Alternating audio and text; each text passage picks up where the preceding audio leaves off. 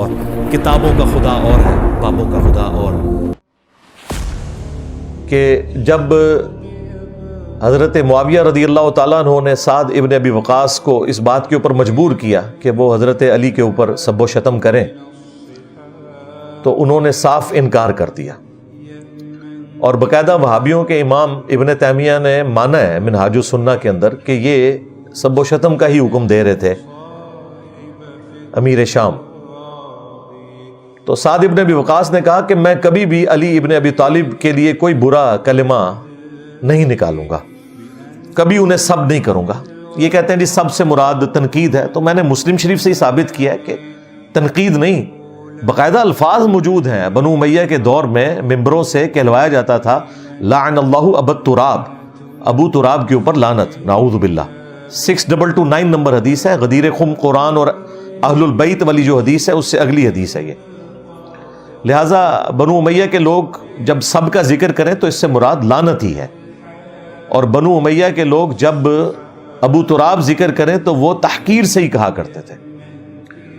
تو انہوں نے کہا کہ کون سی چیز تمہیں مانے ہے کہ تم ابو تراب کے اوپر سب نہیں کرتے؟ انہوں نے کہا کہ میں نے علی ابن ابی طالب کے بارے میں رسول اللہ سے خود 3 ایسی باتیں سنی ہیں کہ ان میں سے مجھے ایک بھی مل جاتی تو میرے لیے سرخ اونٹوں سے بہتر تھا.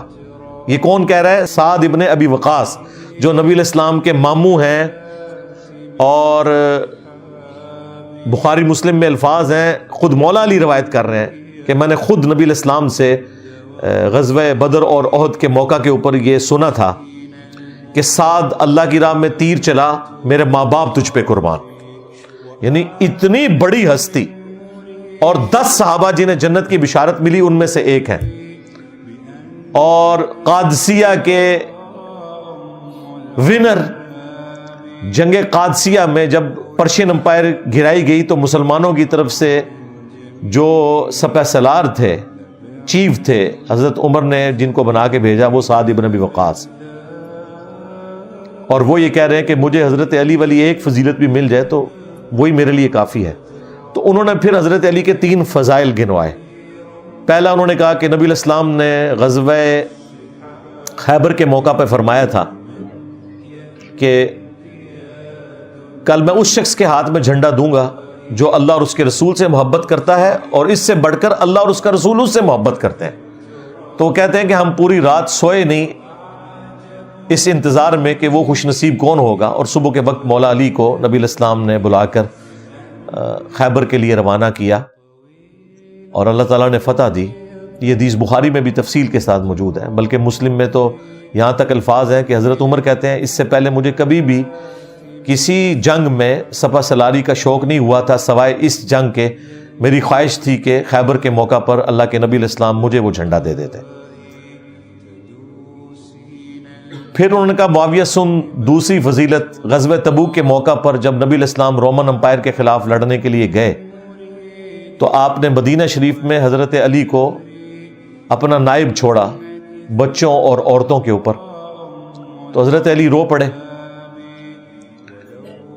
تو نبی الاسلام نے انہیں تسلی دیتے ہوئے فرمایا کہ علی کیا تم اس بات پر راضی نہیں ہو کہ تمہاری میرے ساتھ وہی نسبت ہے جو ہارون کی موسیٰ کے ساتھ، مگر میرے بعد کوئی نبی نہیں. اور یہ حدیث بخاری میں بھی موجود ہے اتنا حصہ. اس پہ میں نے ورڈکٹ دی تھی کہ اگر کوئی امتی نبی ہونے کا حقدار تھا نا تو وہ مولا علی تھے، اور نبی الاسلام انہیں بھی کہہ رہے ہیں کہ تمہاری نسبت تو وہی ہے جو ایک نبی کی دوسرے نبی کے ساتھ ہے، یعنی ہارون کی موسیٰ کے ساتھ. یہی نسبت تمہاری میرے ساتھ ہے، لیکن میرے بعد کوئی نبی نہیں.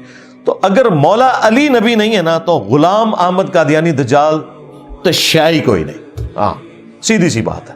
یہ ختم نبوت کے اوپر پیرا دینے والی حدیث ہے. اور معاویہ تیسری فضیلت سن، جب نجران کے کرسچنز کا وفد نبی الاسلام کے پاس مدینہ شریف آیا تو اللہ تعالیٰ کی طرف سے یہ اعلان کیا گیا قل تعالوا ندعو ابناءنا وابناءکم ونساءنا ونساءکم. اے نبی سے کہو کہ آ جاؤ، تم بھی اپنے بیٹوں کو لے آؤ، ہم بھی اپنے بیٹوں کو لے آتے ہیں، تم بھی اپنی عورتوں کو لے آؤ، ہم بھی اپنی عورتوں کو لے آتے ہیں، تم خود آ جاؤ، ہم بھی خود آ جاتے ہیں، اور پھر اوپن میدان میں اللہ کے حضور گڑ گڑا کر دعا کرتے ہیں کہ جھوٹوں پر اللہ کی لعنت. یعنی مباہلے کی آفر کی گئی. تو مسلم شریف کے الفاظ ہیں، سعد ابن ابی وقاص کہتے ہیں کہ اللہ کے محبوب صلی اللہ علیہ وآلہ وسلم اپنے ساتھ سیدنا علی، حسن، حسین اور فاطمہ علیہم السلام اجمعین کو لے کر آئے اور کہا اللہم ہؤلاء اہل بیتی، اے اللہ یہ میرے اہل البیت ہیں. حالانکہ نبی الاسلام کی 9 بیویاں موجود تھیں اس وقت، کسی بیوی کو اپنے ساتھ نہیں لے کے گئے. حضرت علی، حسن، حسین اور سیدہ فاطمہ کو لے کے گئے. باقی جو 3 بیٹیاں تھیں وہ فوت ہو چکی تھیں، اس لیے ان کو ساتھ نہیں لے کے گئے، اور کہا کہ یہ میرے اہل البیت ہیں. نبی الاسلام کی بیویاں بھی اہل البیت ہیں آنری طور پر، کیونکہ وہ نبی الاسلام کے عقد میں ہیں. لیکن یہ جو اہل البیت ہیں یہ نبی الاسلام کے خون اور دودھ کے رشتے کے اعتبار سے اہل البیت ہیں. یہ اصل اہل البیت ہیں. لوگ کہتے ہیں اصل وہ ہیں، نہیں، اصل نہیں وہ. ہاں، یہ ذہن میں رکھیے گا. مسلم شریف میں زید ابن ارقم کی جو غدیر خون کی حدیث ہے قرآن اور اہل البیت والی، اس میں زید ابن ارقم کے الفاظ ہیں کہ بیوی کس طرح اہل البیت ہو سکتی ہے. وہ صرف اس وقت تک اہل البیت ہے جب تک خامند کے عقد میں ہے. جب خامند طلاق دے دے تو وہ اپنے باپ کے گھر واپس چلی جاتی ہے.